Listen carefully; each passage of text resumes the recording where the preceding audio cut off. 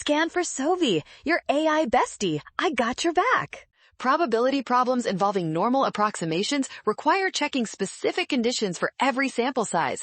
Let us quickly identify which option fails the standard success. To assume a normal distribution for the difference in proportions, both samples must satisfy the success-failure condition. N times P and N times 1 minus P must exceed 10. Let us test the options. For option B, Farmer O'Grady has a sample size of 50 and a proportion of 0.06. Multiplying these gives 3 under 10. Since the condition is violated for Farmer O'Grady in option B, the normal approximation cannot be assumed. This makes option B the correct choice for this specific math question.